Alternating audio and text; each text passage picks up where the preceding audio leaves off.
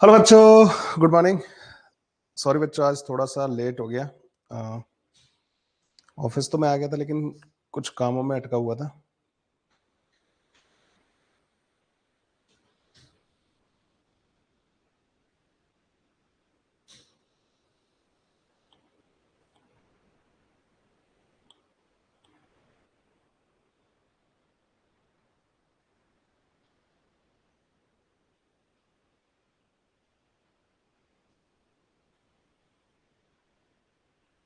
Okay, good afternoon. Good afternoon Ayush, Rahul और चलिए भाई। एक छोटा सा टॉपिक रह गया हमारा, that is the mechanical power. ठीक है, और मैकेनिकल पावर के बाद में बच्चों हम लोग सर्कुलर मोशन आज हम स्टार्ट करेंगे, लेकिन पहले मैं आप लोगों को मैकेनिकल पावर पढ़ाने वाला हूँ। ठीक है ना, वो छोटा सा टॉपिक जो रह गया। अच्छा, एक बात बच्चों, मैंने जो आप लोगों को सही टाइम पे बता देना ज्यादा अच्छा रहेगा। द थिंग इज बच्चों, ड्रॉपर बैच की जो जर्नी होती है ना, वो कभी भी इतनी आसान नहीं होती। ये हमेशा ध्यान रखना। ड्रॉपर बैच में आपको कभी टाइम नहीं मिलेगा। अगर आप एक दिन के लिए रुके तो आप पीछे रह जाओगे, आपको कोई नहीं बचा पाएगा इस चीज से ना। हमेशा ध्यान रखिए कि ड्रॉपर बैच की स्पीड, बच्चों जो जिस स्पीड में मैं चल रहा हूँ ना, इसके पीछे मेरी मजबूरी है। अदरवाइज मुझे भी कोई मजा नहीं आता मैं एक टॉपिक पहले खत्म करूँ फिर आगे बढ़ूँ, है ना। 11th वाले बच्चों को पढ़ाता ही था मैं ऐसे अन अकेडमी पे। 12th वालों को पढ़ाता हूँ। 12th वालों को इलेक्ट्रोस्टैटिक्स पिछले 1.5 महीने से चल रहा है, तो उनको मतलब मुझे पढ़ाने में कोई प्रॉब्लम नहीं। इलेक्ट्रोस्टैटिक्स में उनको 1.5 महीने से पढ़ा रहा हूँ, लेकिन आप लोगों को 1.5 महीने नहीं पढ़ा सकता। अगर मैं आप लोगों को इलेक्ट्रोस्टैटिक्स 1.5 महीने पढ़ाऊंगा तो हमारा सिलेबस कंप्लीट होने से रहा। ठीक है, तो मैं ये कहना चाह रहा हूँ बच्चों आप लोगों को कि जो बेसिकली स्पीड तो बच्चों मुझे ये रखनी पड़ेगी। मैं बताता हूँ आपको ना, एक सिनेरियो समझाता हूँ। आप सोचो कि अभी हमारा सर्कुलर मोशन स्टार्ट होने वाला है। ये करीब 6 लेक्चर में कंप्लीट होगा, 6 या 7 लेक्चर में मतलब कंप्लीट हो जाएगा। 15 तारीख तक हमारा ये सर्कुलर मोशन कंप्लीट हो जाएगा। 15 के बाद 15, 16, 17, 18 बच्चों में छुट्टी पाऊँ। 18 के बाद जब 19 को आएंगे ना, तो हम सेंटर ऑफ मास पढ़ना चालू करेंगे। सेंटर ऑफ मास में बच्चों मिनिमम नंबर ऑफ लेक्चर जो होंगे ना, करीब करीब 9 लेक्चर होंगे। और 10 मान के चलो, बड़ा टॉपिक है, 10 लेक्चर रखने ही पड़ेंगे मेरे को ना। फिर आता है आपका रोटेशन। रोटेशन में अगर देखोगे ना, तो कम से कम रोटेशन में मुझे जो नंबर ऑफ लेक्चर रखने पड़ेंगे, करीब करीब 12 लेक्चर रखने पड़ेंगे। ठीक है, 12 लेक्चर, जबकि रोटेशन को महीनों पढ़ाना पड़ता है।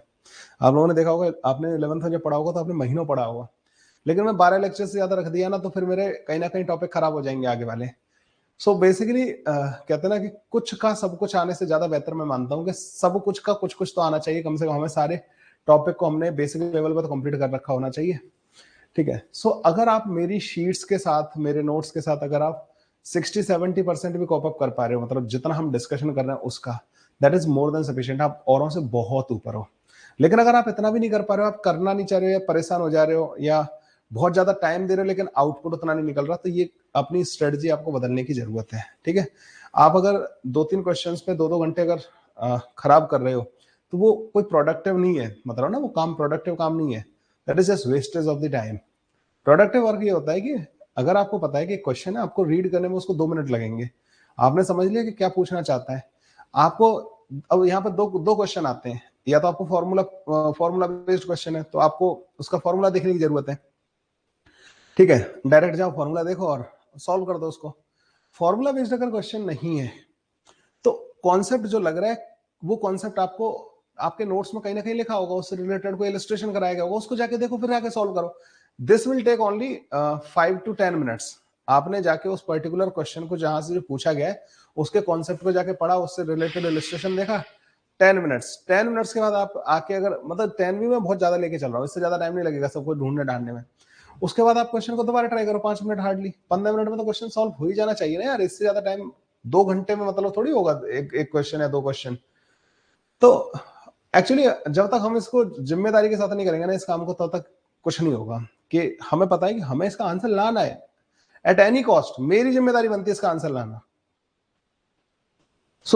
ये थोड़ा सा एटीट्यूड रखो भाई, कि ये जिम्मेदारी आपकी भी है। आपका IITian बनने में आपका बहुत बड़ा योगदान होगा, उस योगदान को बनाए रखें। हाँ, तो मैं आप लोगों को बता रहा था बच्चों कि आप सोचो 12 क्लास और 10 क्लास, 22 क्लास बच्चों हमारी होती है कितने टाइम में? 6 क्लास पर वीक होती है, 36-18, मतलब 4 वीक हो जाएंगे करीब करीब।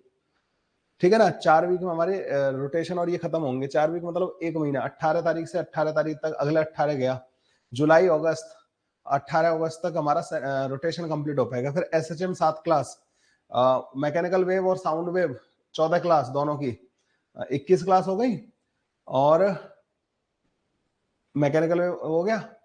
फिर उसके बाद आएगा बच्चों फ्लूइड मैकेनिक्स 6 क्लास, 21 और 6, 21 और 6 27 हो गई। 27 के बाद में सरफेस टेंशन, इलास्टिसिटी, विस्कोसिटी, इनकी करीब करीब 5 क्लास मान के चलो।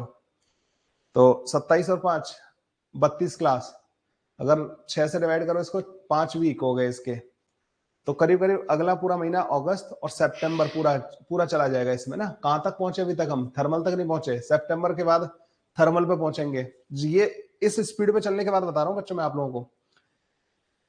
सितंबर के बाद जब अक्टूबर स्टार्ट होगा, थर्मल लेगा बच्चों कम से कम थर्मल में कितनी क्लास चाहिए होंगी मेरे को? 5 तो उस वाले पोर्शन में, 6 दूनी 12, करीब 2 हफ्ते लगेगा थर्मल ना। 2 हफ्ते थर्मल ले जाएगा। मिड ऑफ अक्टूबर हो चुका है। फिर हम 12th में मूव करेंगे। 12th में जब मूव करोगे ना बच्चों, तो इलेक्ट्रोस्टैटिक्स, इलेक्ट्रोस्टैटिक्स को कम से कम 4 दूनी 8, 4 ती 12, 4 चौक 16 क्लास चाहिए कम से कम ना। 16 क्लास मतलब 2 हफ्ते से ज्यादा टाइम हो जाएगा आपका। अक्टूबर खत्म हो चुका होगा, नवंबर का फर्स्ट वीक ऑलमोस्ट लग चुका होगा इलेक्ट्रो कंप्लीट होते हुए। करंट इलेक्ट्रिसिटी कम से कम 8 क्लास, 8 से 9 क्लास। कैपेसिटर 6 क्लास कम से कम, 8 और 14 और एक 15 क्लास वहां तक हो गई। नवंबर का फर्स्ट वीक हो चुका है, 15 क्लास ये हो गई।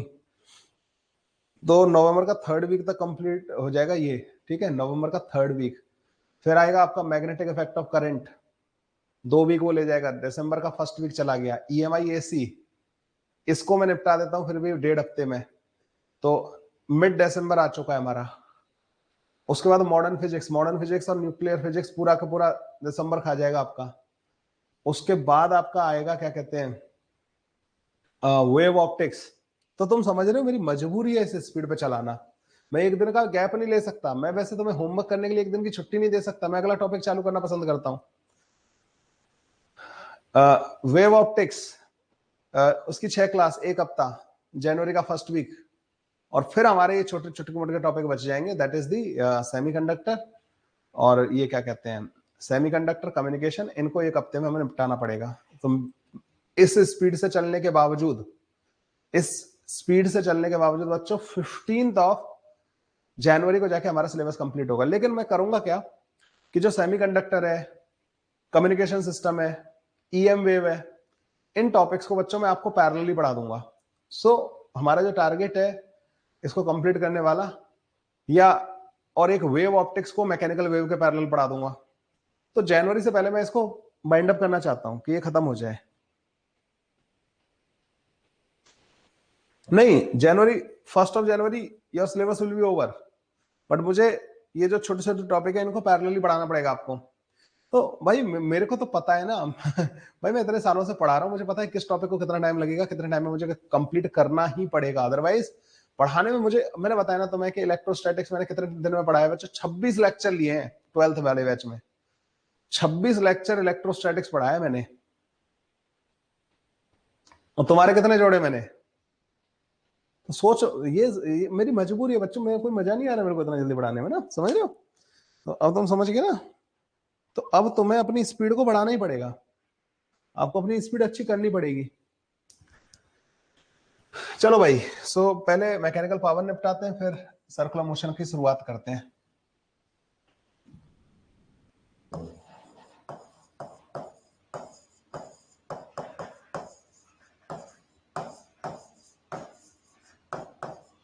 मैकेनिकल पावर बच्चों, रेट ऑफ डूइंग वर्क जो होता है ना, उसको मैकेनिकल पावर कहते हैं। रेट ऑफ डूइंग वर्क जो होता है बच्चों, इज कॉल्ड मैकेनिकल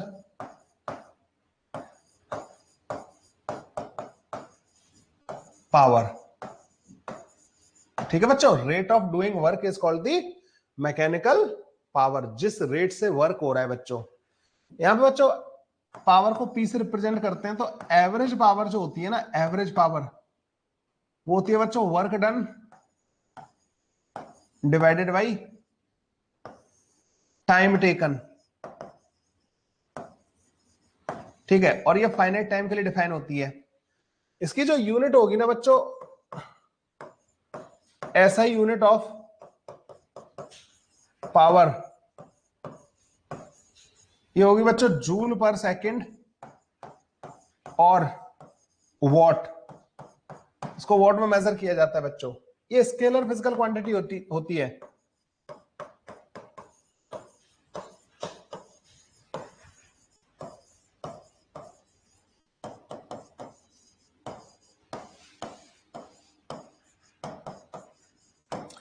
ठीक है बच्चों, ये स्केलर फिजिकल क्वांटिटी होती है।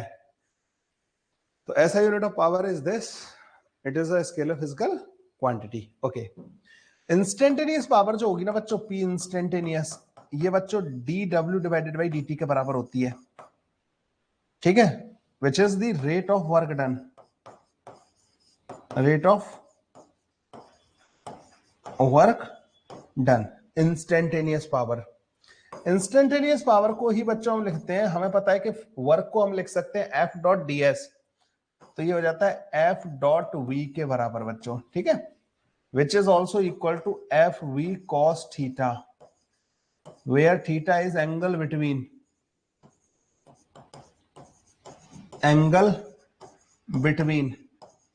F vector and OV vector. ठीक है बच्चों, ये पावर का फॉर्मूला होता है बच्चों, किसी भी फोर्स की पावर जो होती है वो एफ वी कॉस थीटा के बराबर होती है, एफ वी कॉस थीटा के बराबर इंस्टेंटेनियस पावर। बच्चों जब हमारे पास ऑलरेडी वर्क वाला टर्म था, मतलब ना वर्क हम फाइंड करना जानते थे, तो हमें पावर की रिक्वायरमेंट क्यों हुई? पावर बच्चों बेसिकली क्या बताता है? देखिए भाई, ऐसा नहीं है कि पावर वर्ड आप पहली बार सुन रहे हो। अब मैं आपको एक रियल लाइफ एग्जांपल देता हूं जो पावर और वर्क को आराम से रिलेट कर सकेगा। सपोज करो कि आपको ना ड्राइविंग लाइसेंस बनवाना है, या कोई ऐसा काम है आपका जो किसी गवर्नमेंट ऑफिस में फंसा हुआ है, ठीक है ना, ध्यान से सुनना। किसी बाबू के हाथ में आपकी फाइल है, और वो बाबू जब तक साइन नहीं करेगा आपकी फाइल पर, तब तक आपकी फाइल जो है पास होके नहीं आएगी। कोई भी काम मतलब आपका फंसा हुआ है किसी गवर्नमेंट ऑफिस में, है ना। तो आपका काम क्या है, आप क्या काम करवाना चाहते हो उस गवर्नमेंट ऑफिस में, कि जो आपकी फाइल है उस पर साइन होके आ जाए। मुझे ये बताओ कि एक आम आदमी को इस काम को कराने में अप्रोक्सीमेट कितना टाइम लग सकता है? फाइल को बस देखना है सामने वाले को, उससे साइन करने हैं, लेकिन तुमने देखा होगा after all it's a government office, और वो भी अगर हमारे यूपी वगैरह का ऑफिस हो, तो मान लो कि महीना भर भी लग जाए, 6 महीने भी लग जाए उस फाइल पे साइन करने में, उनकी निगाह पड़ी रहेगी, वहां धूल लगती रहेगी, लेकिन उसको काम करने वाली जो नियत होती है ना, उसका कहीं ना कहीं थोड़ा सा अभाव रहता है। तो होगा क्या कि बच्चों उस फाइल को पूरा होने में महीना भर लग जाए, जब तक आप बार बार जाके बोलोगे नहीं सर मेरी फाइल है देख लो एक बार, इसको कंप्लीट कर दो, तो महीना भर भी लग सकता है। ठीक है, तो आपका काम क्या था बच्चों? आपका काम था, आपकी फाइल कंप्लीट होनी थी, साइन होके बाहर आनी थी, बस ऑफिस में जानी थी, वहां से साइन होके बाहर आनी थी। ठीक है, इससे कितना टाइम लगा बच्चों? 1 महीना।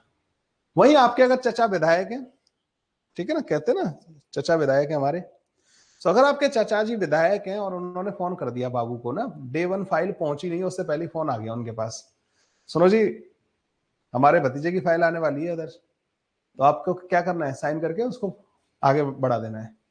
तो काम होने में कितना टाइम लगा बच्चों? सिंगल डे में काम हो गया। इन दोनों में बच्चों काम बराबर हुआ, काम दोनों का बराबर हुआ। फाइल बाबू के ऑफिस में जानी थी, साइन होने थे, पास होके आगे बढ़ जानी थी। आपका भी बच्चों काम सेम हुआ, और चचा विधायक वालों का भी काम सेम हुआ, लेकिन पावर किसकी ज्यादा थी? जिसने काम को जल्दी करा दिया। सेम काम, लेस टाइम, मोर पावर। तो चचा जी की विधायकी की पावर थी बच्चों, उसकी बदौलत क्या हो गया, काम जो है फास्ट हो गया। तो इसका जो मेजरमेंट होता है ना बच्चों, कितना फास्ट हुआ कोई काम, ठीक है ना, ये बच्चों बेसिकली पावर से आता है। ठीक है, तो पावर जो होती है ये किसी भी काम का बच्चों क्या बताती है तुम्हें, कि किस किस रेट से हुआ, कितना जल्दी हुआ। आप लोगों को मैंने बताया था कि work done by a force does not depend on the type of motion, मतलब कितना टाइम लग रहा है काम होने में, वर्क को कोई मतलब नहीं।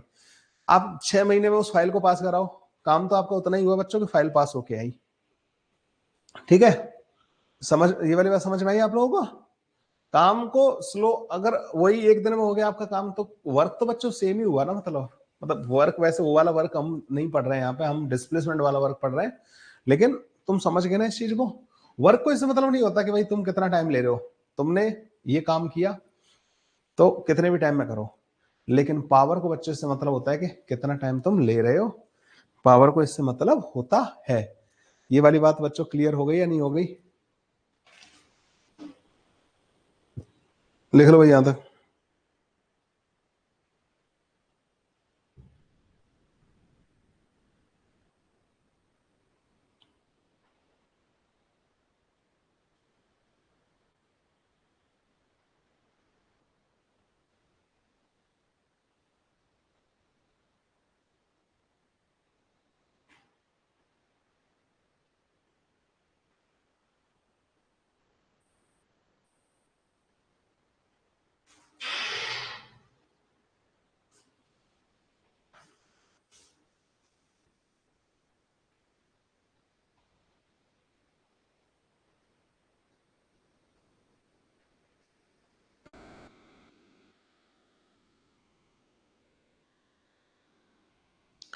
बच्चों एक और यूनिट होती है इसकी,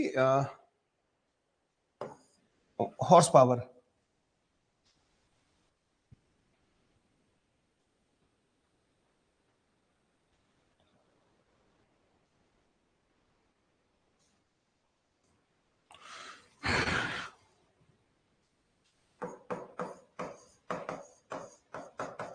another unit of power is HP.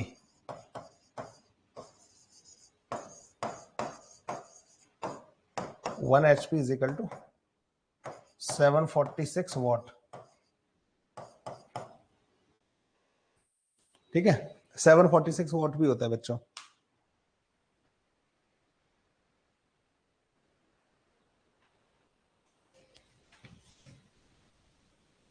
ये ध्यान रखना बच्चों, आजकल कई बार ना जी मेन में ये यूनिट यूज कर लेते हैं लोग ना, तो हॉर्स पावर भी ध्यान रखना है आपको ना। 1 HP is 746 what. Done done done done बच्चों, तो ये मैकेनिकल पावर के बारे में बात हो गई। अब ये बच्चों एक फोर्स की पावर है, ठीक है, this is the power of the one force. If multiple forces are acting on the body, if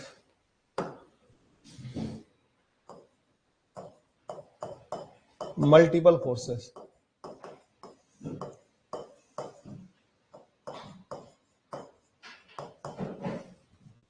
so बच्चों work done by all the force होता है ना, क्या होता है? जैसे DW लिखूं मैं सारे फोर्सेस का मिला के, F1 vector dot DS vector, F2 vector dot DS vector and so on. So DW all divide by DT जो आ जाएगा ना बच्चों, F net dot DS by DT के बराबर आ जाएगा। So power due to all forces is equal to बच्चों F नेट डॉट V। ठीक है बच्चों, सो बच्चों सारे के सारे फोर्सेस की जो पावर होती है ना, वो हमारे पास F डॉट V के बराबर, नेट फोर्स डॉट V के बराबर आ जाती है। अच्छा,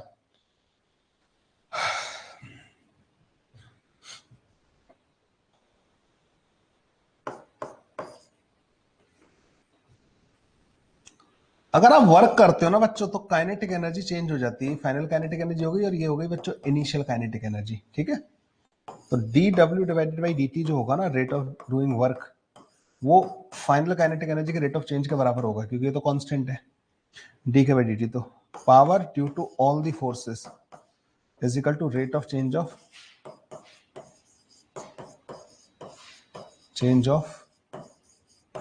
काइनेटिक एनर्जी। ये भी ध्यान रखना है बच्चों ना, power due to all the forces is equal to rate of change of kinetic energy होता है। ठीक है, तो अगर कंटिन्यूसली आप पावर सप्लाई कर रहे हो तो you are changing the kinetic energy of the net power supply अगर कर रहे हो ना, तो you are changing the kinetic energy of the body.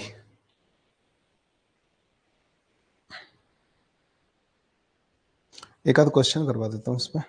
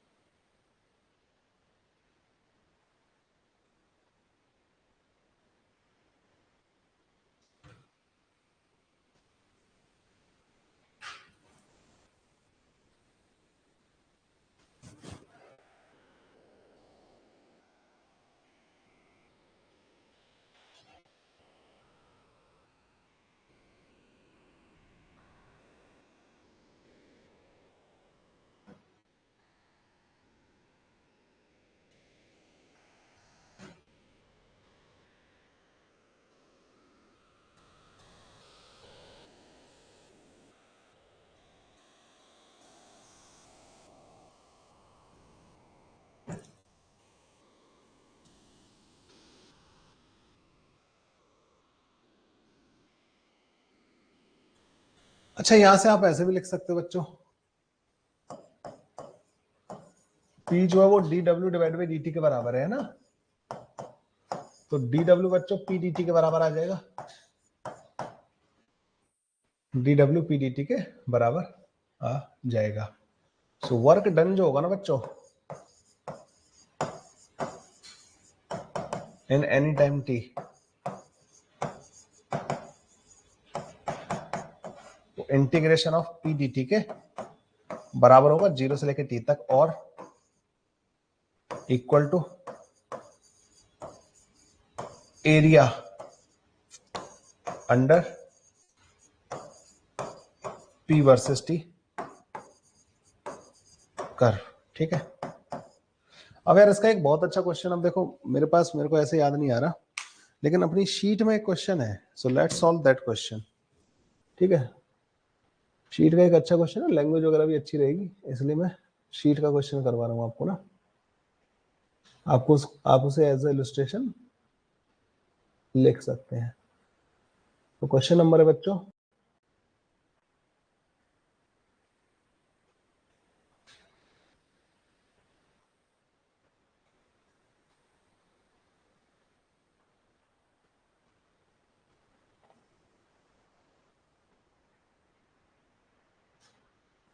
Question number 60, 60 number question बच्चों, एक बार ट्राई करो, इसको नोट कर लो, एज ए इलस्ट्रेशन करना है आपको ना। A car of mass m is driven with acceleration a along a straight road against a constant external resistive force r. When the velocity of the car is v, the rate at which the engine of the car is doing work will be।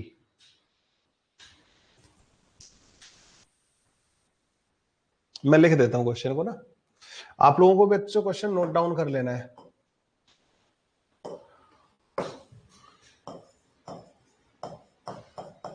एक ही question करेंगे इस पे और ये sufficient है। So a car of mass m is driven with acceleration a, a car of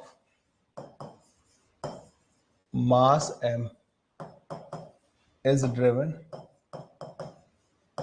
with acceleration a, acceleration a along a straight level road, along a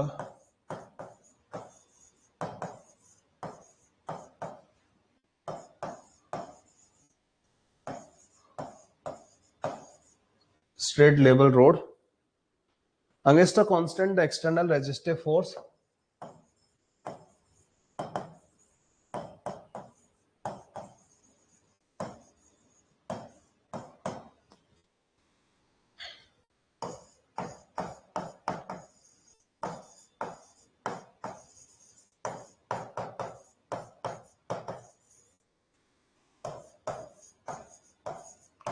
r, ठीक है, against a constant external resistive force r when the velocity of the car is v,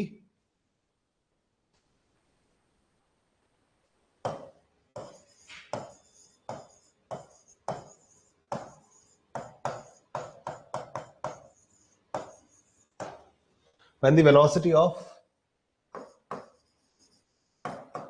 car is v, the rate at which the engine of the car is doing work will be,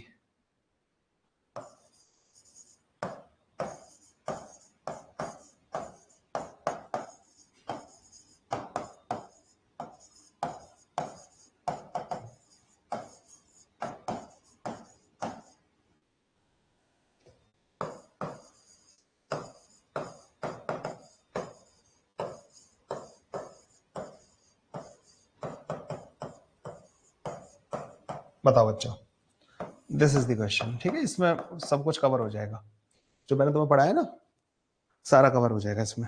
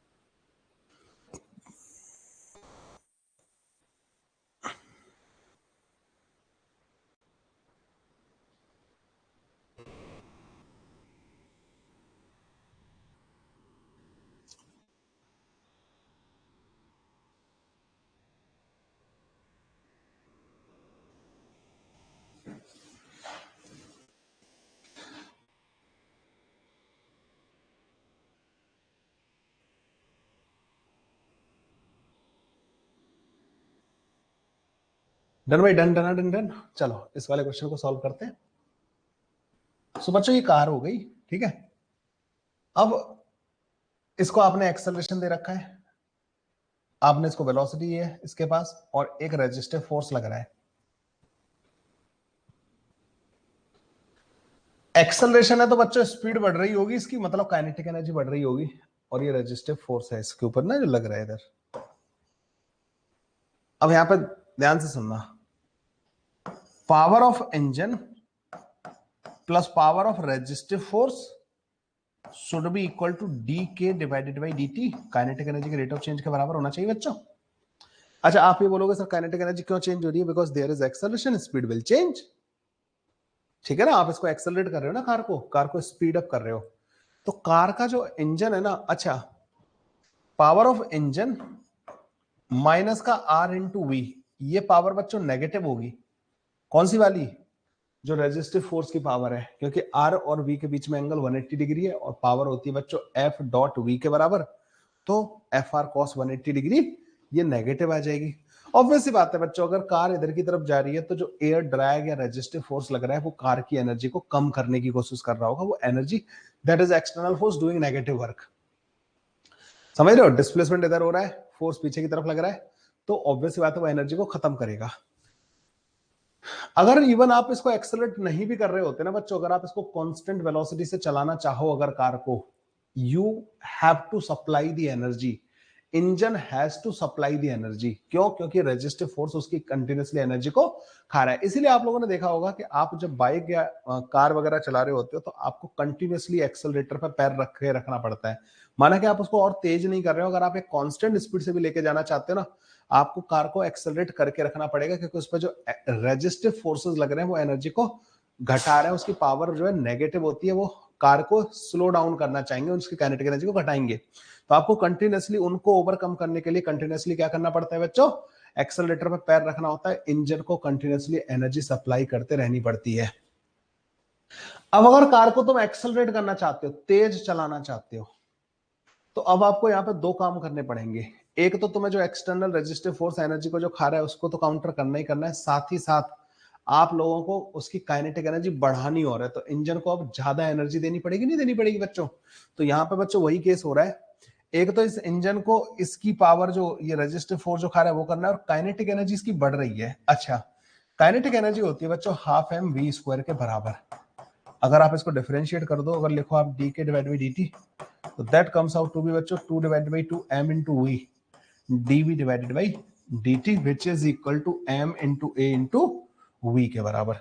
इस rate से बच्चों kinetic energy change हो रही होगी, और acceleration positive direction में मतलब kinetic energy positive होगी, मतलब ना रेट ऑफ चेंज उसका पॉजिटिव होगा, m into v के बराबर। तो पावर ऑफ इंजन जो आ जाएगी ना बच्चों, that comes out to be r plus का ma into v। ठीक है, ये दोनों के दोनों एनर्जी कौन सप्लाई कर रहा होगा? इंजन सप्लाई कर रहा होगा। आई बात समझ में बच्चों? ठीक है, तो कार वाला एग्जांपल समझ में आ गया आपको? सो कार जब चल रही होती है ना बच्चों, तो उस पर रेजिस्टिव फोर्स क्या कर रहा होता है? रेजिस्टिव फोर्स एनर्जी को लॉस करा रहा होता है। अच्छा, खैर इन्होंने तो खैर रेजिस्टिव फोर्स को बच्चों कांस्टेंट लिया है। ये रेजिस्टिव फोर्स जनरली बच्चों स्पीड के मैग्नीट्यूड के कई बार तो डायरेक्टली प्रोपोर्शनल होता है, कई बार स्पीड के स्क्वायर के डायरेक्टली प्रोपोर्शनल होता है। जितनी ज्यादा स्पीड होगी उतना ज्यादा रेजिस्टिव फोर्स लगेगा। आपने देखा है कि अगर आप बाइक स्लो स्लो चला रहे हो, आप पे एयर ड्रैग बहुत ज्यादा लगता है? नहीं, लेकिन आपने स्पीड बढ़ा दी, अगर आपने स्पीड डबल कर दी, एयर ड्रैग बच्चों बहुत ज्यादा लगेगा आप पे ना, हवा एकदम ज्यादा फोर्स लगाना चालू कर देगी ना, समझ रहे हो? तो कई बार ऐसे क्वेश्चंस भी दे रखे होते हैं। खैर ये तो एक छोटी सी बात होगी बच्चों, यहां तक समझ में आया बच्चों? चलो भाई, सो पावर वाले टॉपिक को यहाँ पे क्लोज करते हैं। Let's move to circular motion. अब सर्कुलर मोशन बच्चों स्टार्ट करते हैं। ठीक है भाई, चलिए। सो आज का टॉपिक विच इज सर्कुलर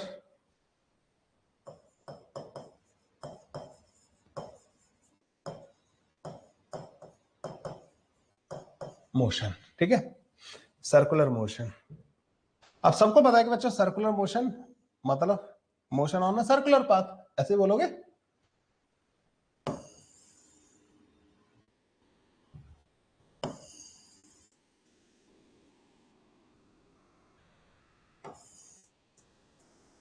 आपने यहां पे एक्सिस डिफाइन कर दी।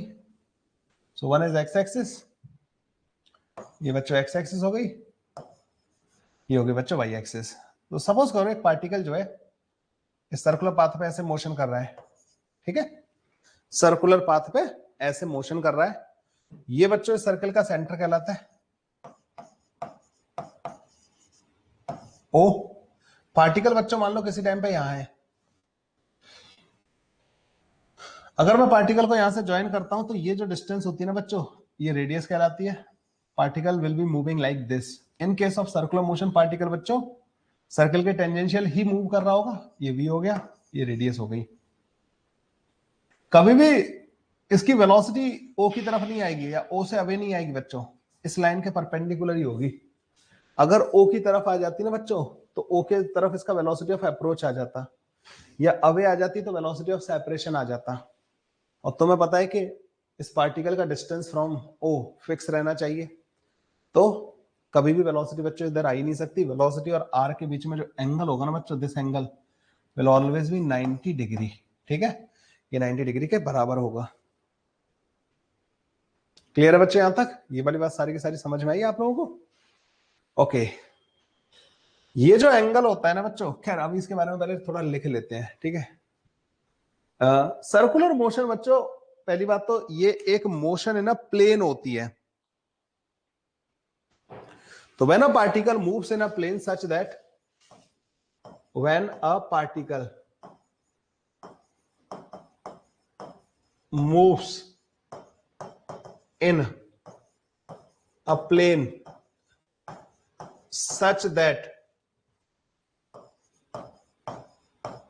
its distance from a fixed, bracket में लिख लेना, और moving point remain same, then motion of such particle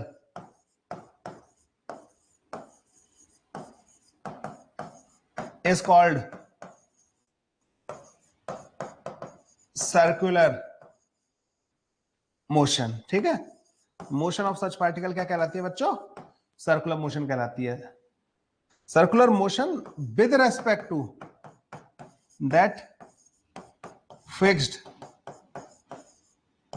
और moving point. This fixed point is called center of circle and distance is called a radius of circle।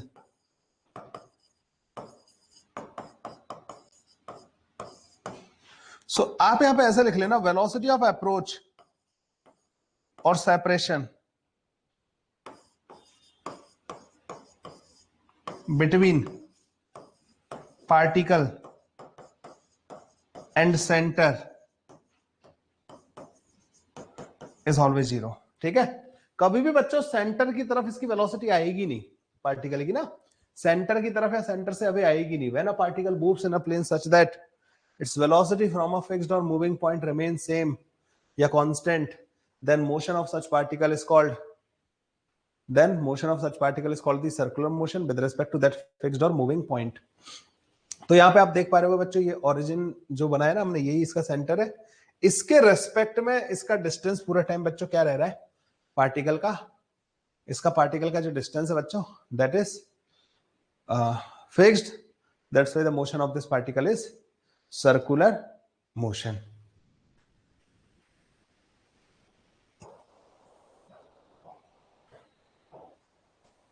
Clear है बच्चे यहां तक? अब कुछ एग्जांपल ले लेते हैं बच्चों ना,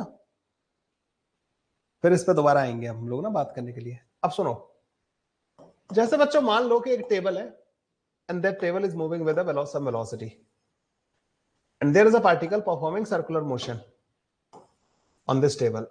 एक पार्टिकल बच्चों रस्सी से बंधा हुआ है और ऐसे करके वो सर्कुलर मोशन कर रहा है, ठीक है, इस टेबल पे, and this table is in motion.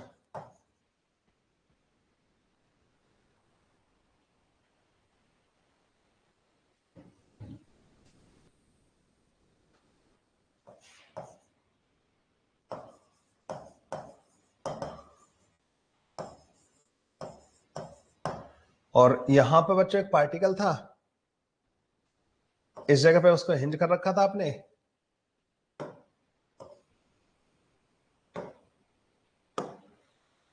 और इस तरीके से वो मूव कर रहा था। ठीक है, यहां पे आपने इसको बांध रखा है, and it is performing circular motion like this। Is this a circular motion or not? क्योंकि अगर तुम इसको ग्राउंड फ्रेम से देखोगे ना बच्चों, अभी टेबल यहां है, थोड़ी देर बाद यहां आ जाएगी, तो ग्राउंड फ्रेम से देखोगे ना बच्चों, it will be doing motion like this.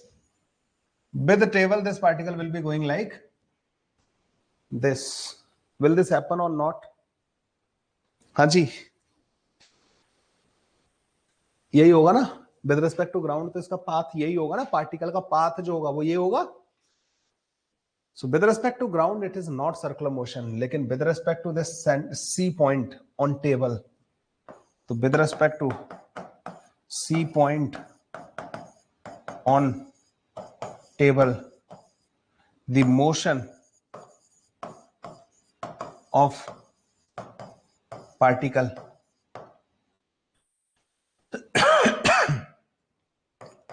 will be circular motion. ठीक है, इस पार्टिकल के मोशन को बच्चों सर्कुलर मोशन कहेंगे हम लोग. किसके रेस्पेक्ट में? टेबल के रेस्पेक्ट में. अच्छा, और एक एग्जांपल बच्चों,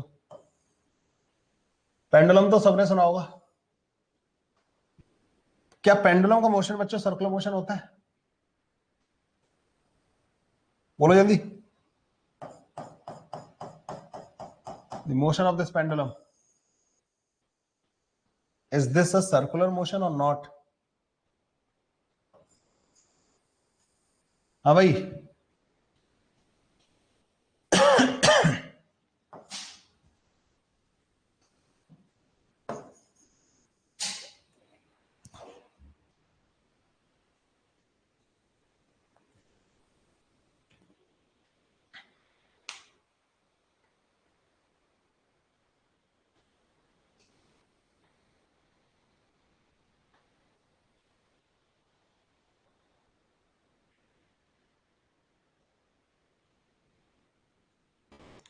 लिख लिया? बताओ बच्चे जल्दी, is this a circular motion और नॉट? क्या इसमें सर्कुलर के फंडे लगेंगे या नहीं लगेंगे? या by definition the motion of this, like it will be performing motion like this, is this motion circular और नॉट?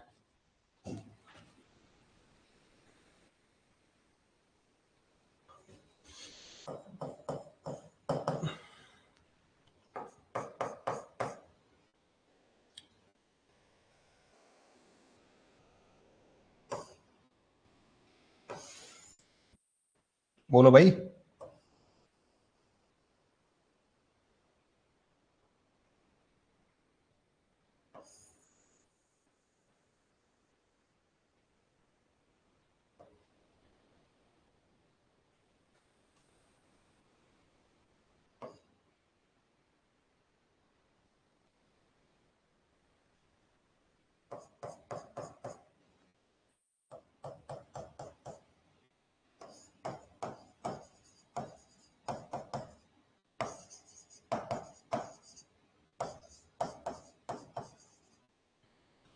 बच्चों, by definition this bob will remain at a fixed distance from O. So with respect to O,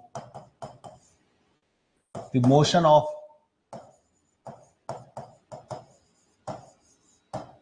bob will be circular motion. ठीक है, Bob की motion बच्चों क्या होगी? Circular motion वाली category में ही आएगी. सारे फंडे ऑफ सर्कुलर मोशन इस पर भी एप्लीकेबल होंगे. व्हाट अबाउट दिस बच्चों, एक रिंग थी और ये एक रॉड है. ठीक है, उस रॉड पे आपने क्या कर दिया बच्चों? रिंग लटका दी, और रिंग में नीचे धागा बांधा और धागे को मास से लटका दिया और मास को छोड़ दिया. इस मास का मोशन कैसा होगा बच्चों? The motion of this mass कैसा होगा? बताइए भाई, थोड़ा दिमाग पे जोर डालो.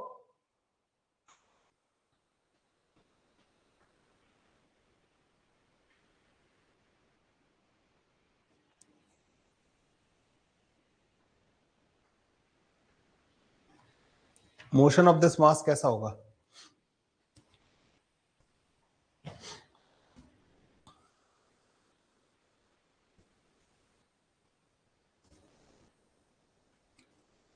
देखिए भाई, oscillatory, periodic, non periodic, planar, non planar, rectilinear, curvilinear, circular, non circular, ये इनके बहुत सारे वैरायटी कैटेगरी बनते हैं, डिफरेंट डिफरेंट टाइप के कैटेगरी के हिसाब से उसका नामकरण किया जाता है।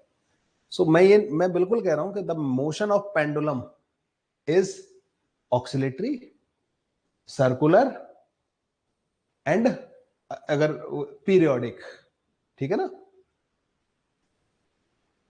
पीरियोडिक भी है, ऑक्सिलेटरी भी है, सर्कुलर भी है।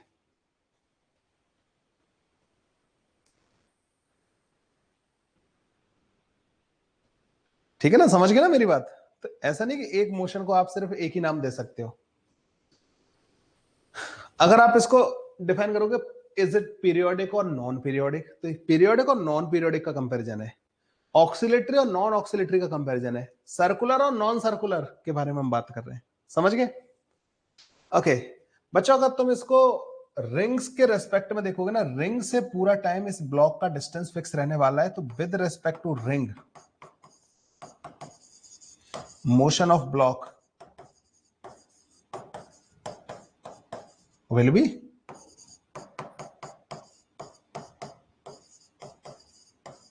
सर्कुलर। तो मैंने जो बच्चों तुम लोगों को चीज यहां पर डेफिनेशन लिखाई है ना, it's distance from a fixed point, तो जनरली तो फिक्स्ड पॉइंट मिलेगा तुम्हें, और मूविंग पॉइंट। बच्चों आप कभी कभी मूविंग ऑब्जर्वर के रेस्पेक्ट में भी, क्योंकि मोशन बच्चों देखो, मोशन जो है ना डिपेंड करती है कि देखने वाला कौन है। आप किसी भी मोशन को क्या बोल पाओगे, ये डिपेंड करेगा कि देख कौन रहा है। ठीक है ना, देखने वाला कौन है। अगर बच्चों मान लो जैसे इसी मोशन को मैं देख रहा हूं, ठीक है, मैं इसके सेंटर पर खड़ा होता, मेरी आंख इसके सेंटर पर होती, तो इसका मोशन होता बच्चों सर्कुलर। अब मेरी आंख अगर पीछे की तरफ चलना चालू कर दे, तो पता है मेरी आंख से इस पार्टिकल का क्या हो रहा होगा। पहले मेरी आंख और इस पार्टिकल के बीच का डिस्टेंस आर के बराबर था, मेरी आंख इधर आ गई, ये इधर आ गया। तुम देख रहे हो हमारा डिस्टेंस, हमारा मेरी आंख के रेस्पेक्ट में इसका पोजीशन वेक्टर चेंजिंग।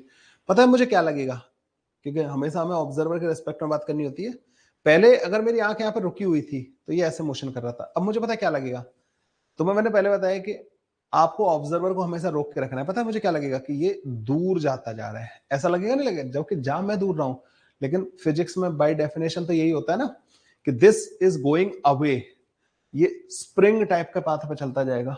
ठीक है, आपने ऑब्जर्वर चेंज कर दिया बच्चों, देखो इसकी सर्कुलर मोशन नहीं रही, फिर अब इसकी क्या पाथ हो गया बच्चों, इसका हेलिकल पाथ हो गया। समझ रहे हो? अगर तुमने इस ऑब्जर्वर को, इस ओ को, अपने ऑब्जर्वर को इस एक्सिस के अलोंग चला दिया ना अगर, तो it will be moving on a helical path, not on a circular path with respect to that observer. So motion बच्चों बिना ऑब्जर्वर के, रिलेटिव मोशन में पढ़ाया था मैंने तुम्हें कि आप लोगों को ये सबसे पहले मेक श्योर करना होता है कि who is the observer. Without observer there is no meaning of the motion. So if you are talking with respect to this O, then this motion is circular motion. So if you take an observer which is moving along the axis with a constant velocity, तो ये बच्चों तुम देख रहे हो ना, वो particle उसे लगेगा कि अंदर की तरफ चलता जा रहा है। बात समझ में आई बच्चों तुम्हें? मोशन वाला कहानी समझ में आया? ठीक है, ये सारी की सारी चीजें समझ में आई, बहुत बेसिक सी चीज है, बट आप लोगों को बच्चों पता होनी जरूरी होती है। ठीक है, काइनेमेटिक्स या motion parameters in circular motion. So motion, जैसे हम लोगों ने बच्चों सर्कुलर मोशन से पहले जब रेक्टिलिनियर पढ़ा था तो हमने मोशन पैरामीटर पढ़े थे। यहाँ पर भी बच्चों कुछ मोशन पैरामीटर्स होते हैं।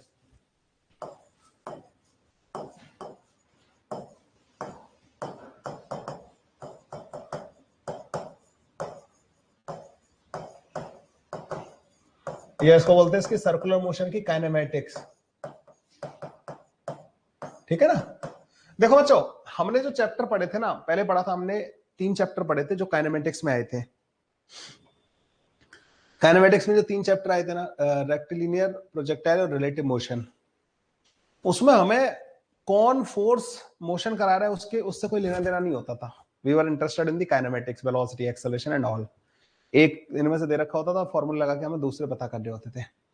जब हम न्यूटन्स लॉज ऑफ मोशन में आए ना बच्चों, तो first time we study dynamics. Dynamics होता है बच्चों के कॉज ऑफ मोशन को स्टडी करना। काइनेमेटिक्स में हम कॉज ऑफ मोशन के बारे में बात नहीं करते, कौन करवा रहा है, कौन एक्सेलरेशन दे रहा है, कितना फोर्स लगा हुआ है, इनमें हमें इंटरेस्ट नहीं होता। हमें बस दे रखा होता है कि एक्सेलरेशन है भैया, बताओ इसकी वेलोसिटी कितनी होगी किसी टाइम पे, डिस्प्लेसमेंट क्या होगा, ऐसी चीजें। लेकिन जब डायनामिक्स की बात आती है, which we studied in Newton's laws of motion, हमें फिर बताना होता है कि भैया अगर ये एक्सेलरेशन चाहिए तो हमें इतने फोर्सेस लगाने पड़ेंगे और ऐसे लगाने पड़ेंगे, ठीक है, उसे हम बोलते हैं बच्चों डायनेमिक्स। यहाँ भी बच्चों हम इसको सर्कुलर मोशन को दो पार्ट में ब्रेक करके करेंगे। पहले हम काइनेमेटिक्स पढ़ेंगे, हमें कोई मतलब नहीं, हमें यहाँ पे जो मोशन के पैरामीटर्स हैं we will study them, and after that we will go to dynamics part, जहां पे हम उन आने वाले एक्सेलरेशन, एंगुलर एक्सेलरेशन या जो भी चीजें आएंगी we will talk about them कि ये कहां से आए, ठीक है। तो इसमें बच्चों जो मोशन के पैरामीटर होते हैं ना, बिल्कुल उसी की तरीके से होते हैं जैसे हम लोगों ने काइनेमेटिक्स में पढ़े। क्या क्या मोशन पैरामीटर्स हैं बच्चों, let's talk about them one by one.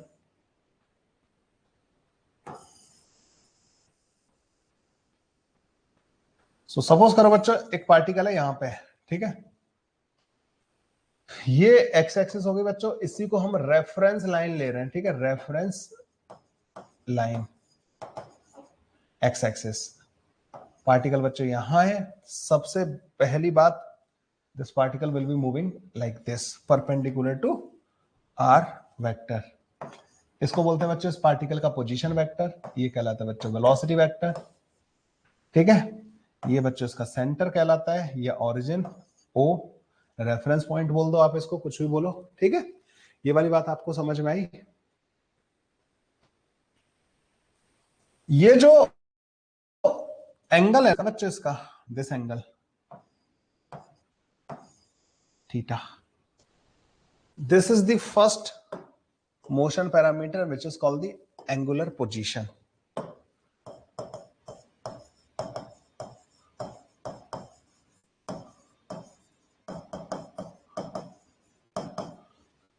What is this? Angle made by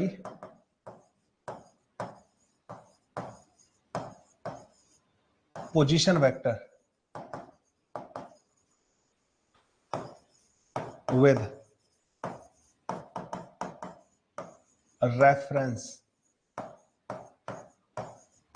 line. Angle made by position vector with reference line is angular position. इसको हम बच्चों एंगुलर पोजीशन कहते हैं। फिर आता है बच्चों, अच्छा ये डिपेंड करता है बच्चों दो चीजों पे, एंगुलर पोजीशन दो चीजों पर डिपेंड करती है। It depends on reference line and reference point.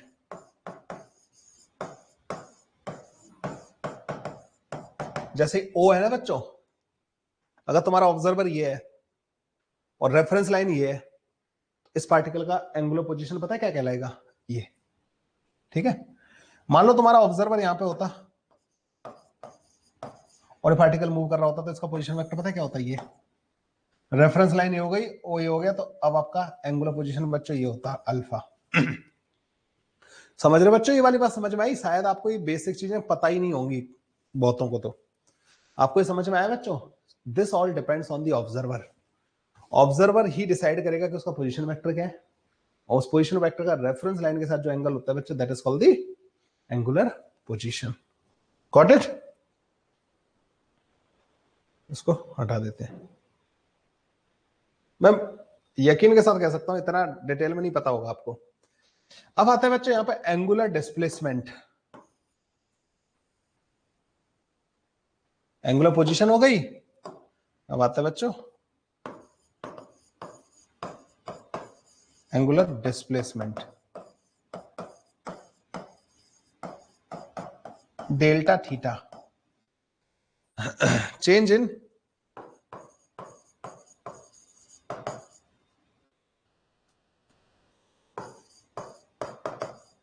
Angular position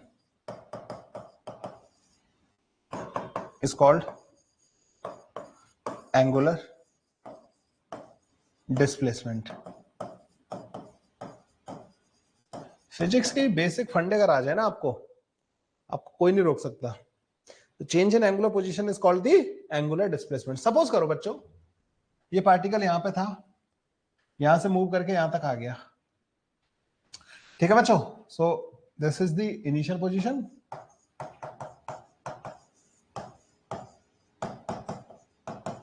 और ये होगी बच्चा आपकी final position.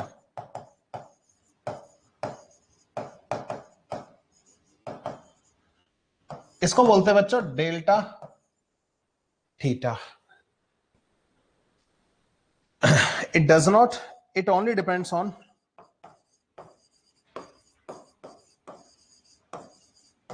Reference point.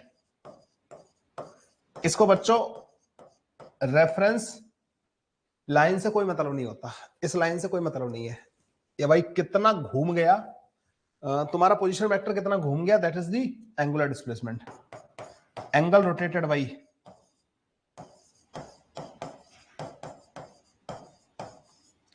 Position vector is called angular displacement. हाँ, ये एक चीज पर डिपेंड करता है बच्चों, किस पे, ऑब्जर्वर पे। आपने ऑब्जर्वर कहां माना है, ठीक है। अगर आपका ऑब्जर्वर ये है तो इस जगह से इस जगह तक एंगुलर डिस्प्लेसमेंट ये कहलाएगा। अगर ऑब्जर्वर यहां होता बच्चों, अब पोजीशन वेक्टर क्या होता है, ये, और फाइनल वाला ये होता बच्चों, उसका एंगल ऑफ रोटेशन। मतलब अगर बंदा यहां खड़ा होता और इसको देख रहा होता तो उसकी गर्दन जितना घूम रही है ना बच्चों, that is called the angular displacement. Got it बच्चों? एंगुलर डिस्प्लेसमेंट की डेफिनेशन समझ में आई तुम्हें? अरे छोटी छोटी सी बातें समझ में आ रही हैं, ठीक है। तो एंगुलर डिस्प्लेसमेंट बच्चों किस पे डिपेंड करता है, इस ऑब्जर्वर पे डिपेंड करेगा, देखने वाला कौन है, देखने वाला कौन है बच्चों। क्या हो गया, रिंग वाले पे अटके हुए हो तुम लोग अभी तक? अरे रिंग मूव करेगा ना, रिंग को मूव करने दो, लेकिन रिंग और ब्लॉक के बीच का डिस्टेंस पूरा टाइम एल के बराबर रहेगा ना, रस्सी की लेंथ के बराबर रहेगा ना। तो रिंग के रेस्पेक्ट में ब्लॉक हमेशा एक डिस्टेंस मेंटेन करेगा, एक कांस्टेंट डिस्टेंस मेंटेन करेगा। तो विद रेस्पेक्ट टू रिंग, अगर एक पार्टिकल की डिस्टेंस फिक्स है तो that particle is performing circular motion with respect to ring. समझ में आया बच्चों? ये वाली बात समझ में आई? तो ये एंगुलर डिस्प्लेसमेंट हो गया। अगर मैं इसको इनके रेस्पेक्ट में बनाऊं, जैसे यहां पे अगर एक ऑब्जर्वर होता बच्चों,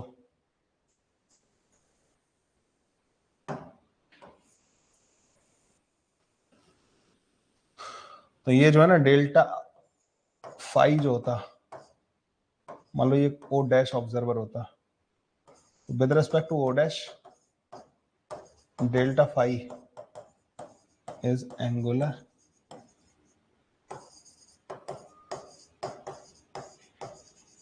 डिस्प्लेसमेंट, ठीक है। और ये दोनों बराबर नहीं होंगे फिर बच्चों। एंगुलर डिस्प्लेसमेंट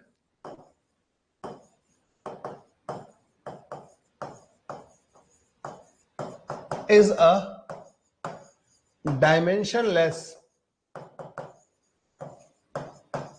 physical quantity, ठीक है। एक डायमेंशनलेस फिजिकल क्वांटिटी होती है बच्चों ना एंगुलर डिस्प्लेसमेंट। इट्स ऐसा यूनिट इज रेडियन। बच्चों इसको रेडियन में मेजर किया जाता है, ठीक है। Finite angular displacements are scalar but small angular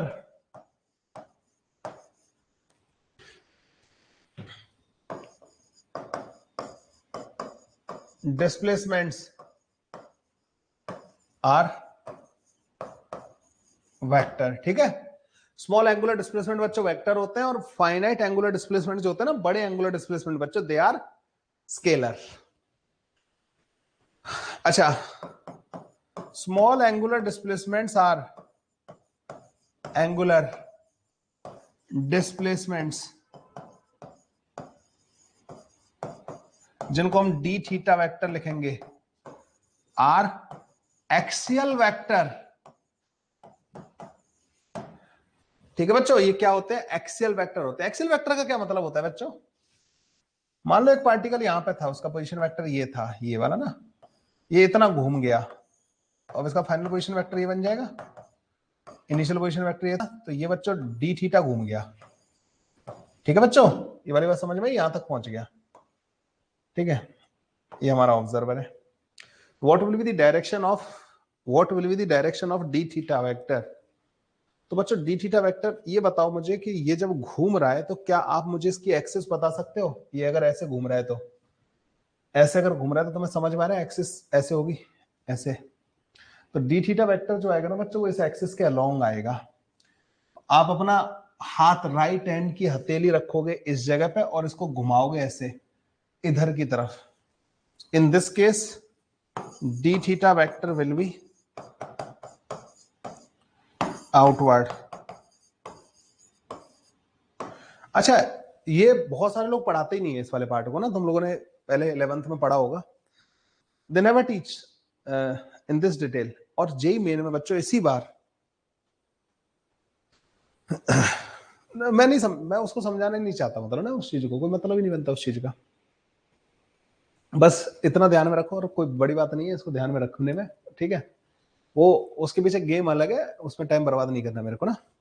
nobody is going to ask you के explain this thing, nobody is never going to ask. ठीक है, अगर मेरे को कभी मौका मिला तो I will definitely discuss, but जरूरत नहीं है इसकी ना। ये वाली बात समझ में आई बच्चों? तुम्हें इसकी जरूरत है कि you must understand the direction of D theta vector. What will be the direction of D theta vector और एक्सियल वेक्टर का क्या मतलब है, ये समझ लो, ये काम की चीज है। तो डी थीटा की डायरेक्शन समझ में आई। अगर ये उल्टा घूम रहा होता बच्चों, नीचे की तरफ आया होता, तो नीचे की तरफ आया होता ना बच्चों, डी थीटा अंदर की तरफ होता। So D theta vector will be outward. D theta बच्चों बाहर की तरफ होगा। अब हमारे दिमाग में पता है क्या रहता है, सर ये ऐसे घुमा है तो डी थीटा की डायरेक्शन तो आपने एरो से दिखा रखी है। नहीं, this is not the direction of D theta. D theta की जो डायरेक्शन होगी ना बच्चों, वो प्लेन के बाहर होगी। समझ गए? बहुत सारे लोगों को ये कंफ्यूजन होता है। ऐसे अल्फा की डायरेक्शन, ओमेगा की direction, they all are axial vectors. Omega, alpha, ये सब एक्सियल वेक्टर होते हैं बच्चों। ये वाली बात समझ में आई आपको? ये वाली बात ठीक है। बस अभी के लिए इतना ही ध्यान रखो इस चीज को ना, ज्यादा डिटेल में जाने की हमें जरूरत नहीं है। जितना मैंने बताया ऑलरेडी ये सफिशियंट है। बेसिकली बच्चों ये जो है ना, वेक्टर लॉ ऑफ एडिशन ओबे नहीं कर पाता। बड़े जो फाइनाइट एंगुलर डिस्प्लेसमेंट होते हैं ना, ठीक है, उसे विजुअलाइज कराना will take time. We are not going into that. क्या यहां तक बच्चों सारी की सारी बातें समझ में आ गई आपको एंगुलर डिस्प्लेसमेंट की? सो एंगुलर डिस्प्लेसमेंट मतलब बच्चों, जैसे मैंने ये डेफिनेशन लिखी है ना, angle rotated by the position vector is called the angular displacement. या ऐसे बोलो कि जो ऑब्जर्वर है ना, उसने अपनी जो गर्दन घुमाई, जितना अमाउंट ऑफ गर्दन घुमाई ना बच्चों, that is called the angular displacement. ठीक है, ऑब्जर्वर के द्वारा जितनी गर्दन घूमी ना, that is called angular displacement. आगे आ जाते हैं बच्चों।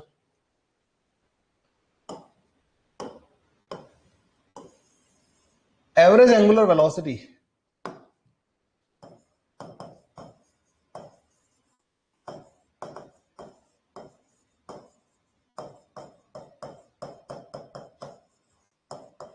ओमेगा एवरेज, ओमेगा एवरेज जो होता है ना बच्चों, दैट इज एंगुलर डिस्प्लेसमेंट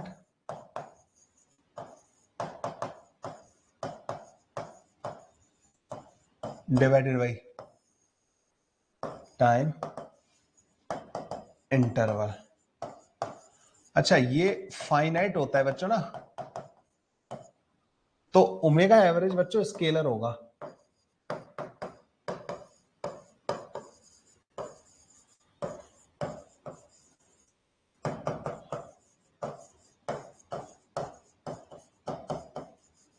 ठीक है, थीटा फाइनल माइनस का theta initial divided by delta T. और फाइनाइट एंगुलर डिस्प्लेसमेंट क्या होता है बच्चों? स्केलर होते हैं, ये स्केलर होगा। यूनिट जो होगी ना बच्चों इसकी, रेडियन पर सेकंड के बराबर होती है। ठीक है, एवरेज एंगुलर वेलोसिटी समझ में आ गया बच्चों आपको? तो average angular velocity omega average is equal to delta theta divide by delta T. ये बिकॉज फाइनाइट है, मतलब ये स्केलर है, that's why omega is also scalar.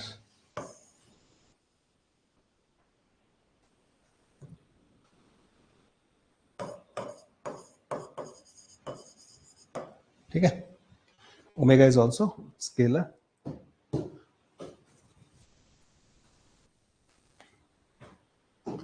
Axial vector मतलब generally axial vector are defined for rotating objects. और rotating object के लिए एक एक्सिस होती है जिसके अबाउट वो घूम रहे होते हैं। तो जो वेक्टर्स उस एक्सिस के अलोंग आते हैं those are the axial vectors.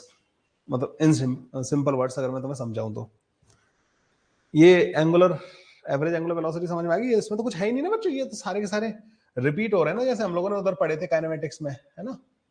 अब आ जाते हैं बच्चों इंस्टेंटेनियस एंगुलर वेलोसिटी, या जिसको सिंपली एंगुलर वेलोसिटी बोला जाता है, ओमेगा। और ये बच्चों वेक्टर होता है। ठीक है, क्या होता है बच्चों, omega vector is equal to D theta vector divided by D T. It is an axial vector in the direction of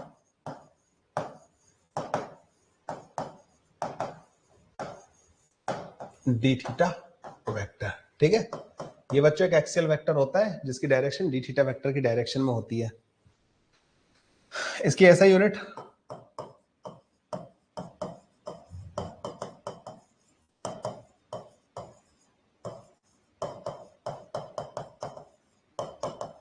radian पर सेकेंड होती है। ठीक है, अच्छा ओमेगा बच्चों दो चीजों पर डिपेंड करता है, मतलब ओमेगा डिपेंड करता है ऑब्जर्वर पे, क्योंकि एंगुलर डिस्प्लेसमेंट ऑब्जर्वर डिपेंड करता है, अलग अलग ऑब्जर्वर के लिए अलग अलग आ सकता है। तो ओमेगा भी डिपेंड्स ऑन रेफरेंस पॉइंट। ठीक है, आप ओमेगा की डेफिनेशन बच्चों दूसरे इस तरीके से दे सकते हो, the rate at which observer rotate his और हर गर्दन while seeing the object। तो ये बच्चों सिंपल शुद्ध भाषा में ये डेफिनेशन है ओमेगा की। मैं अगर किसी को देख रहा हूं, वो मेरे सामने है, अब वो ऐसे चल रहा है, मुझे जिस रेट से अपनी गर्दन को उसको देखे रखने के लिए घुमाना पड़ेगा ना, मेरी जो लाइन ऑफ साइट जिस रेट से घूम रही होगी, मेरी गर्दन जिस रेट से घूम रही होगी, जितना एंगल पर सेकंड मेरी गर्दन रोटेट कर रही होगी, that is called the omega. अब ध्यान से सुनना, मेरी गर्दन अगर ऐसे घूम रही है तो राइट हैंड अपना लेना है, राइट हैंड मतलब फिंगर को पॉइंट करना है ऑब्जेक्ट की तरफ, गर्दन ऐसे घूम रही है तो ओमेगा की डायरेक्शन नीचे की तरफ आएगी। अगर मैं किसी को ऐसे जाता हुआ देख रहा हूं ऊपर, समझ गए, कोई अगर ऐसे घूम रहा है ऊपर, कोई उल्टा घूम रहा है नीचे, this is an axial vector, direction इस अंगूठे की डायरेक्शन में आती है।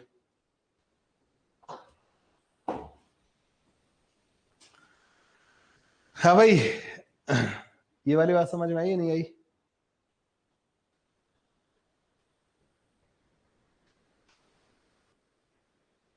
अरे ओमेगा समझ में आया?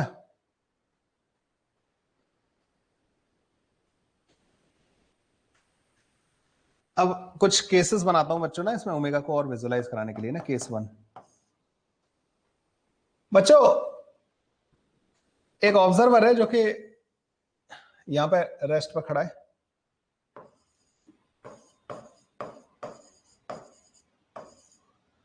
एक पार्टिकल है बच्चों जो कि इधर मूव कर रहा है। हाँ जी, इस ऑब्जर्वर के रेस्पेक्ट में इस पार्टिकल का ओमेगा क्या आएगा? क्या इस ऑब्जर्वर को इसको देखने के लिए अपनी गर्दन घुमानी पड़ेगी? बोलो।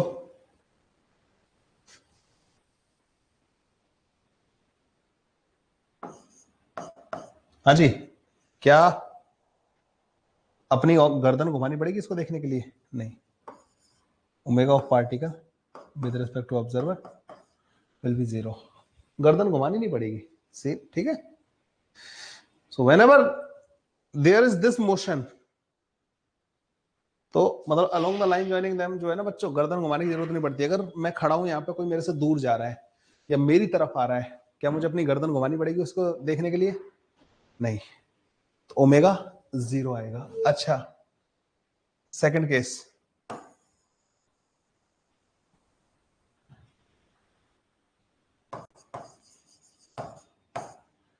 आपका जो ऑब्जर्वर था ना, that is moving with 2 metre पर second in this direction, and particle जो था that is moving with 2 metre पर second in this direction.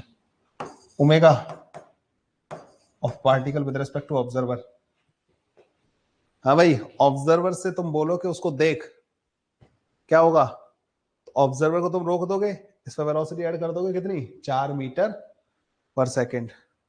Will there be any omega of particle with respect to this observer? Will say no. गर्दन घुमानी पड़ेगी क्या observer को? अबे ओए, पागल हो गया? तुम क्या कह रहे हो कि उसकी गर्दन ऐसे करके जा रहा है तो ऐसे ही जाएगा? अच्छा, गर्दन ऐसे घुमानी पड़ेगी, ये वाला नहीं, पगला गए हो, ये नहीं चलता। अरे भाई, ऑब्जर्वर का कोई बॉडी बॉडी थोड़ी कंसिडर करना है, ठीक है। ऐसे ऑब्जर्वर इसको देख रहा है और पीछे चल सकता है ना ऐसे करके भी। तो क्या ऑब्जर्वर को रोक दिया जाए तो पार्टिकल को ऑब्जर्वर के रेस्पेक्ट में जाओ, तुम इसके रेस्पेक्ट में जाओ, हमेशा रिलेटिव मोशन लगाया करो। जब मैं कह रहा हूं इसके रेस्पेक्ट में बात करनी है तो रिलेटिव लगाओ ना बच्चों। एक मिनट बच्चों, एक मिनट, सोचो इसके बारे में, क्या हुआ?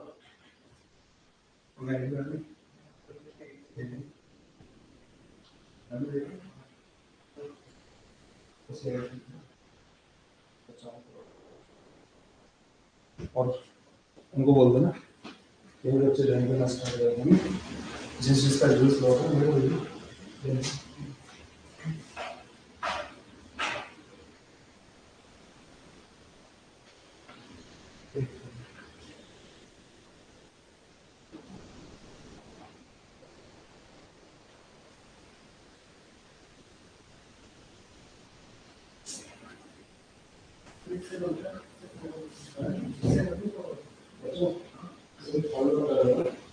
आगे से हम कर देते हैं, ठीक है, मैसेज जाएगा।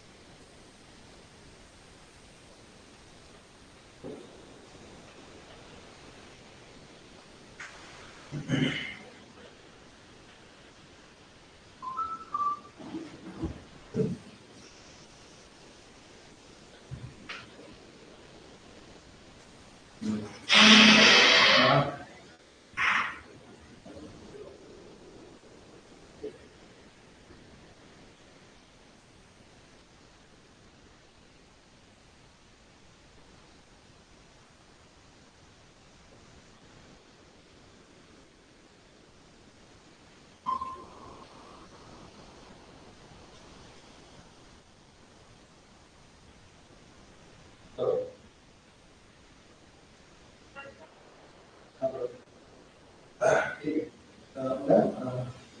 डिटेल मैंने आपको एटलीस्ट अपने स्लॉट से शेयर कर दूं।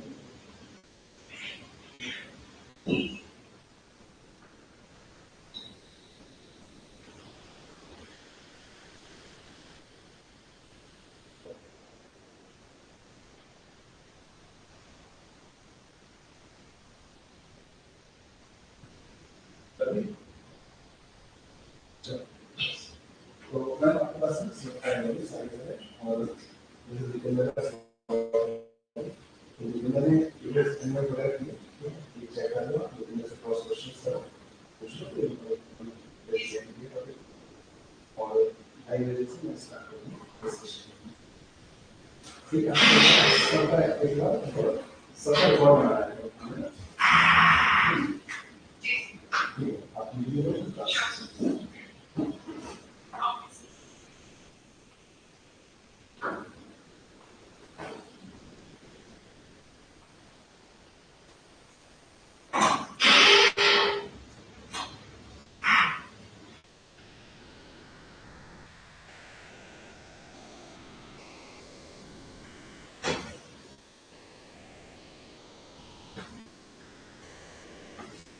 सर बच्चा बैठिए।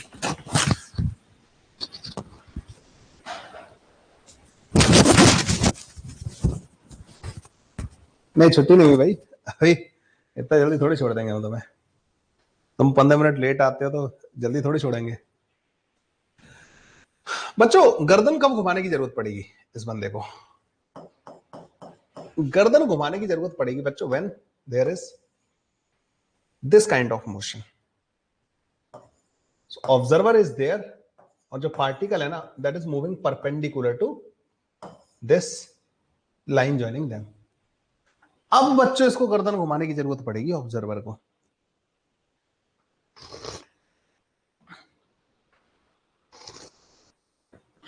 हाँ जी, अब गर्दन घुमाने की जरूरत पड़ेगी। सो कितना गर्दन घुमाने की जरूरत पड़ेगी? तो आप कहोगे सर dt टाइम में ना ये पार्टिकल इधर चला जाएगा, कितना v dt के बराबर, और अब ये वाली लाइन हो जाएगी इसका पोजीशन वेक्टर। और बहुत छोटा सा है ये ना एंगल जो है, मतलब बहुत छोटा सा एंगल रोटेट किया है अभी तक ये। तो कितना गर्दन घूमा बच्चों? ये डी थीटा के बराबर होगा या नहीं होगा एंगल? तो v dt जो है बच्चों r इंटू डी थीटा के बराबर आएगा। So D theta divided by dt जो होगा ना that is v perpendicular divided by r, और ये होता है बच्चों एंगुलर वेलोसिटी। एंगुलर वेलोसिटी बच्चों इस परपेंडिकुलर वाले कंपोनेंट पे डिपेंड करती है, और कितनी होती है बच्चों? डी थीटा बाई dt कितना होगा? This v perpendicular divided by r के बराबर होगा। ठीक है, ये वाली बात समझ में आई या नहीं आई तुम्हें?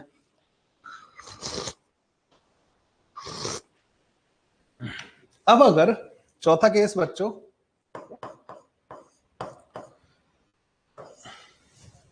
देखना भाई मेरा पढ़ाने का स्टाइल बिल्कुल अलग है। आप लोगों ने पढ़ा होगा ये पिछले साल कहीं भी जैसे भी पढ़ाओ, बट या तो आपको बहुत मजा आ रहा होगा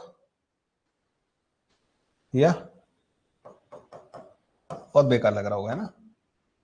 so if this angle is alpha, this distance is r, this is observer, this is particle. बताओ बच्चों ओमेगा क्या आएगा इसका?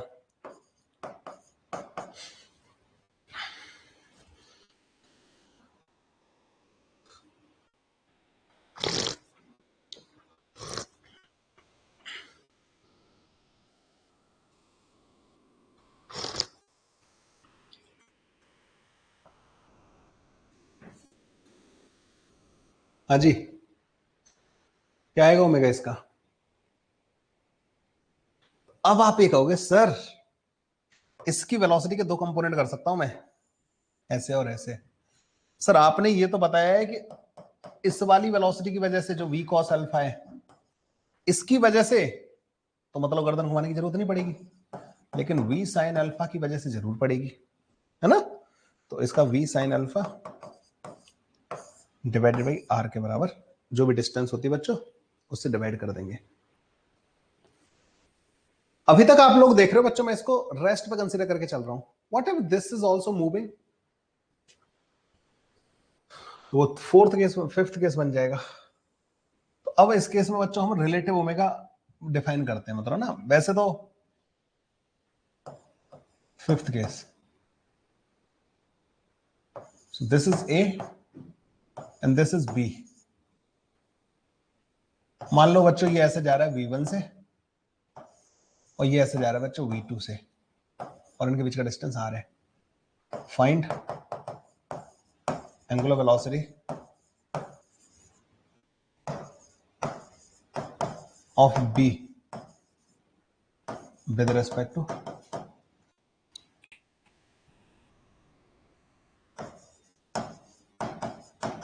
A। ठीक है, आपको बच्चों A के रेस्पेक्ट में B की एंगुलर वेलोसिटी बतानी है।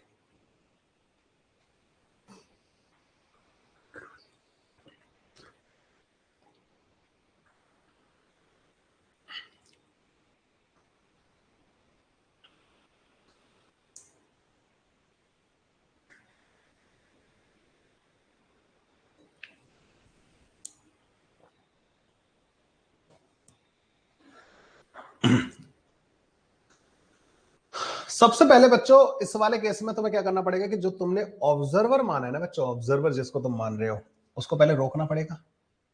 मतलब एंगल भी डिफाइन करने पड़ेंगे बच्चों ना अपन को। अगर मैं वैसे अगर इनके एंगल डिफाइन करूं बच्चों, जैसे थीटा 1 और थीटा 2 डिफाइन, अल्फा और बीटा डिफाइन कर देते हैं यहाँ पर ना। तो पहले मैंने इसके कंपोनेंट कर लिए, ये आ गया v1 cos अल्फा और ये v1 sin अल्फा आ गया, v2 sin बीटा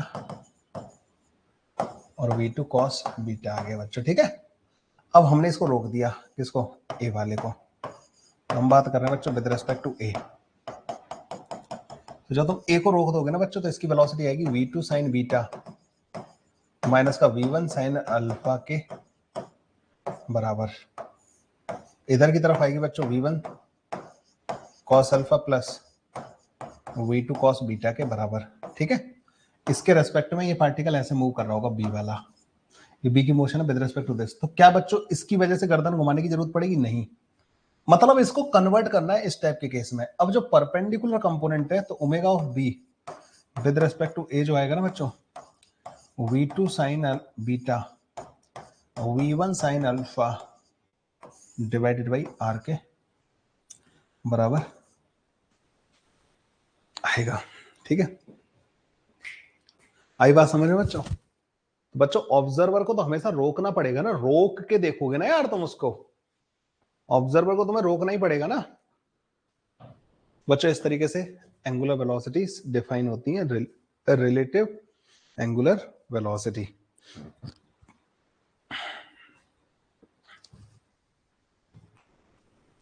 अच्छा, सर्कुलर मोशन में बच्चों कंपोनेंट वंपोनेंट करने की जरूरत नहीं पड़ती, क्योंकि वहां पे तो हमें पता है कि वेलोसिटी परपेंडिकुलर ही होती है बच्चों आर के, ओरिजिन के रेस्पेक्ट में वेलोसिटी हमेशा आर के परपेंडिकुलर होती है, तो वहां तो v डिवाइड बाई आर लग जाता है। तो हमें कभी मतलब टेंशन नहीं हुई इसकी। जो तुम्हें याद है ना omega is equal to V upon R या v equal to omega into R, वो बच्चों ऑटोमेटिकली वो फॉर्म ही ऐसी बनती है कि उसमें आर वेक्टर के परपेंडिकुलर ही होता है बच्चों वेलोसिटी। टीचर को भी बना दी कि डीपीपी 2 की, टीचर को भी भेज दी मेरे को। अच्छा, एक आंसर गलत हो गया, सही करो उसको। मेरे को जो भेजी थी सुबह उसमें था गलत है।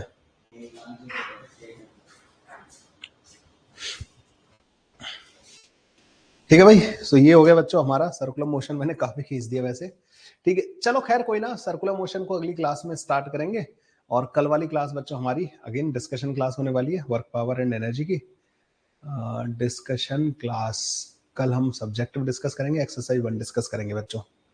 ठीक है, करके आओ तैयारी, मचाते हैं फिर और क्या मिलके। तो सर्कुलर मोशन स्टार्ट हुआ है, एक क्लास में मैं इसको खींच दूंगा और कर तो लेंगे भाई। ठीक है, चलिए लग जाइए भाई वर्क पावर एंड एनर्जी पे। आज के लिए बस इतना ही, बाय, टेक केयर। आज वाला पढ़ लेना एक बार, वैसे तो बहुत बेसिक से पढ़ाया मैंने, कुछ ज्यादा कराया नहीं है। ठीक है, लेकिन ये बेस है बच्चों ना सर्कुलर मोशन का। चलो बाय, कल डिस्कशन होगा वर्क पावर एंड एनर्जी का।